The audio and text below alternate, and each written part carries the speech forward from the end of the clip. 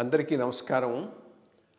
IYR talks మొదలుపెట్టి ఎఫెక్టివ్గా postings మొదలుపెట్టి ఒక సంవత్సర కాలం అయింది. ఈ సంవత్సర కాలంలో సబ్స్క్రైబర్స్ బేసు 3,000 నుంచి 33,000 దాకా పెరిగింది. ఐవైఆర్ టాక్స్ను ఆదరిస్తున్న మీ అందరికీ నా ధన్యవాదాలు. భవిష్యత్తులో కూడా ఇదే రకంగా ఐవైఆర్ టాక్స్ని మీరు ఆదరిస్తారని ఆశిస్తూ ఉన్నాను. Thank you. నమస్కారం కృష్ణ గారు. ఐవైఆర్ టాక్స్కి పునఃస్వాగతం. అంతర్జాతీయ విషయాల్లో ముఖ్యంగా మనం ఇప్పుడు ఏంటంటే ప్రతిరోజు బెదిరింపులే. ఎవరు ఏం మాట్లాడతారు, ఇప్పుడు ముప్పు వస్తుంది ఏంటనేది ఎవరికి అర్థం కావట్లేదు.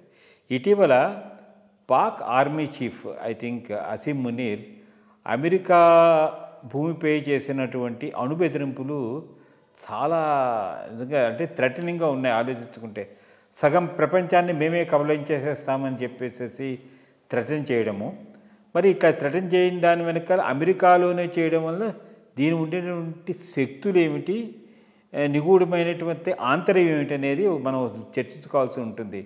ఎందుకంటే అమెరికా పాకిస్తాన్ డొల్ల దేశం, అక్కడ ఏమీ లేదు. ఈ మునీర్కి మరి ఏమైనా ఫ్యూచర్ ప్రామిస్ ఇచ్చి ఎక్స్టెన్షన్ చేసుకోవడం గురించి ఇట్లాంటి మాటలు మాట్లాడిపిస్తున్నారా, లేకపోతే స్ట్రాటజిస్ట్గా పాకిస్తాన్ అమెరికా ఒక స్థావరంగా పెట్టుకుని ఇటు ఇండియాకి చైనాకి చెక్కు పెట్టుకోవడానికి ఇటువంటి స్టేట్మెంట్స్ ఇప్పించారా? అది అమెరికా భూమి మీదే ఈ చేయడం అంటే పాకిస్తాన్ ఒక మిత్రదేశంగా ఉండేటట్టు మనకి అంటే ప్రపంచ దేశాలన్నింటికీ ఒక ఇది. బట్ మామూలుగా పత్రికా వార్తలు అడిగినప్పుడు వాళ్ళు ఏమన్నారంటే మీరు ఇది పాక్ ప్రభుత్వాన్ని అడగండి, నోవే కన్సర్న్ అని చెప్పి వాళ్ళు దీన్ని చెప్పుకుంటూ వచ్చారు. సో అదేంటంటే ఇంకోటి కూడా చెప్పారు, మీరు సింధు జలాల మీద కనుక ఆనకట్ట కట్టితే వాటిని మేము పేల్చేసేస్తాము అని చెప్పేసి ఒక వార్నింగ్ కూడా ఇవ్వింది. మరి ఈ అంతర్జాతీయ సమాజంపై ఇట్లాంటి బెదిరింపులు ఒత్తిళ్ళు చేస్తూ ఉంటే అఫ్కోర్స్ ట్రంప్ సుంకాలు బెదిరింపును ఇంప్లిమెంట్ చేయడం వేరొకటి, బట్ ఇట్లాగ అణుబాంబులతో మేము విధ్వంసం చేస్తామనేది ఎంతవరకు సబ్బు అనే దాని మీద చిన్న విశ్లేషణ. మరి ఆయన సింధు జలాల మీద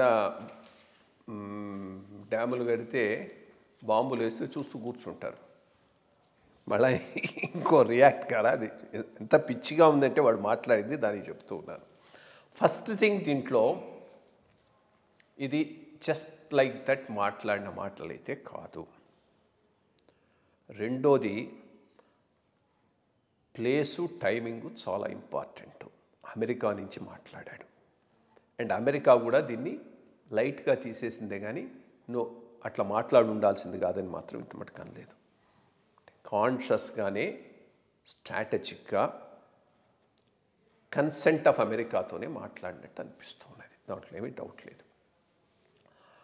ఒక రకంగా ఈ మొత్తం కాన్ఫ్లిక్ట్లో మనం వాళ్ళ మీద దాడి చేయటం, వాళ్ళు మళ్ళా ఎదురు దాడి చేయటం, ఈ మొత్తం ఎపిసోడ్లో చాలా యాంగిల్స్లో పాకిస్తాన్ తన కార్డ్స్ను చాలా బాగా ప్లే చేసింది, చాలా బాగా ప్లే చేసింది. అమెరికా ఇన్వాల్వ్మెంట్ను యాక్సెప్ట్ చేయటం, డొనాల్డ్ ట్రంప్ పేరు నోబెల్ ప్రైజ్కి రికమెండ్ చేయటం, వాడి క్రిప్టో కరెన్సీస్ కొనుక్కోవటానికి ముందుకు రావటం, అంటే ఏదో లాబీ చేసి వాడి వీక్నెసెస్ తెలుసుకొని దాని మీద బాగా ప్లే చేశారు.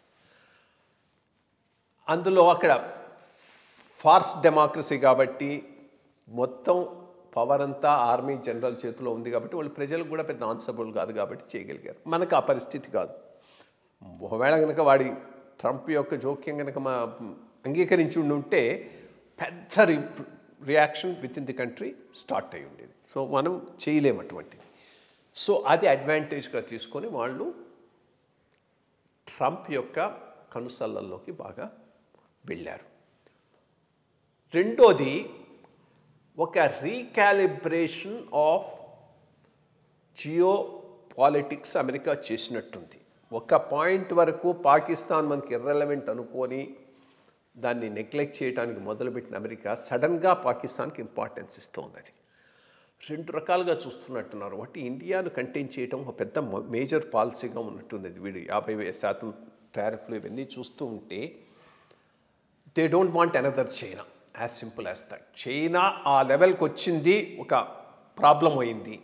ఇండియా కూడా రేపు అదే రకమైన ప్రాబ్లం అయితే సో ఇండియాను కంటైన్ చేసుకుంటూ పోవాలనేటటువంటి ఒక బ్రాడ్ పాలసీ ఒకటి అమెరికా రన్ చేస్తున్నట్టయితే తప్పకుండా అనిపిస్తుంది. దాంట్లో they found this fellow as strategic partner. ఎప్పుడైనా ఇండియాను కాస్త కట్ చేయాలని అంటే వీళ్ళు రెడీగా ఉంటారు స్ట్రాటజిక్ పార్ట్నర్గా. రెండోది, వీడు పోయిన వెంటనే బెలూచి లిబరేషన్ ఆర్మీని టెర్రరిస్ట్ ఆర్గనైజేషన్గా డిక్లేర్ చేశారు. వాళ్ళు అక్కడ ఫ్రీడమ్ ఫైట్ చేస్తున్నారు, పెద్ద ఎత్తున చేస్తూ ఉన్నారు. దాన్ని టెర్రరిస్ట్ ఆర్గనైజేషన్గా డిక్లేర్ చేశారంటే బెలూచిస్తాన్ చాలా పెద్ద area, mineral rich area, rare earths ఇవి బాగా ఉన్నటువంటిది, బాగా ఎక్స్ప్లాయిట్ చేసే అవకాశం ఉన్నటువంటి ప్లేస్. అది గమనించే బెలూచిస్తాన్లో తమ కంపెనీలను బాగా ప్రోత్సహించింది చైనా. అఫ్కోర్స్ దాని లోకల్స్ ప్రతిఘటిస్తున్నారు, అక్కడ ఆ ప్రాబ్లం ఉన్నది. అమెరికా కూడా అక్కడ ఎంటర్ అయ్యి ఆ రేర్ ఎర్త్స్ వాటిని మైనింగ్ కోసంగా ప్రయత్నం చేయాలనుకుంటుందా. In which case Baluchi liberation organisation వాళ్ళకి అగెన్స్ట్గా వస్తుంది కాబట్టి దాన్ని బ్యాన్ చేసేస్తే సరిపోతుంది, పాకిస్తాన్ సపోర్ట్ చేయటం.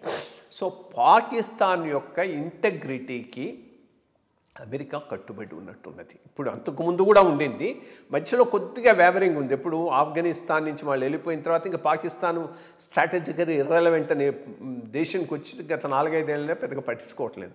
బట్ అగైన్ ఇప్పుడు పాకిస్తాన్ కౌంటర్ టెర్రరిజంలోనూ ఇండియాకు ఒక బ్యాలెన్సింగ్ ఫోర్స్ కింద, మూడోది ఈ మినరల్ ఎక్స్ప్లాయిటేషన్కు ఒక మంచి టూల్ కింద అమెరికాకు తయారైనట్టుంది. రెండోది వాడు ఏం చెప్తే వీడు వింటాడు. సో అందుకని ఒక రీకాలిబ్రేషన్లో పాకిస్తాన్ చాలా ముందుకెళ్ళిపోయింది, అమెరికాకు చాలా దగ్గరైంది. ఇది చాలా మనం కేర్ఫుల్గా గమనించాల్సినటువంటి విషయం. సరే, ఇంకా వాడి బెదిరింపులు అంటావా, దాంట్లో నెయిదర్ హియర్ నార్ దేర్. దానికి ఎవడు భయపడేది లేదు, దాన్ని పట్టించుకునేది కూడా లేదు. అలా అదే వస్తే పాకిస్తాన్ మొత్తం నాశనం అయిపోతుంది, అది వాడికి తెలుసు. ఇన్ఫ్యాక్ట్ ఓ మంచి ఫుల్ స్కేల్ యుద్ధం జరిగితే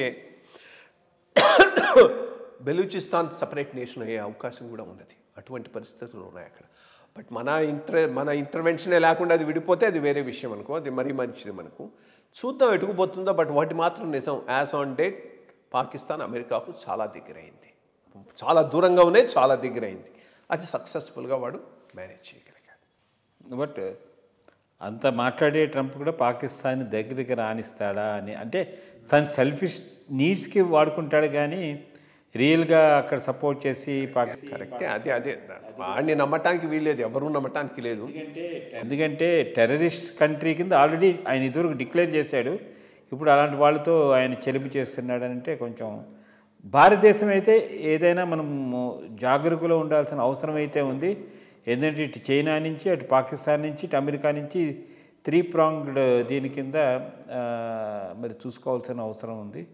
మరి చూడాలి మనం భవిష్యత్తులో ఏ విధంగా ఇవన్నీ మలుపులు తీసుకుంటాయనేది. నమస్కారం.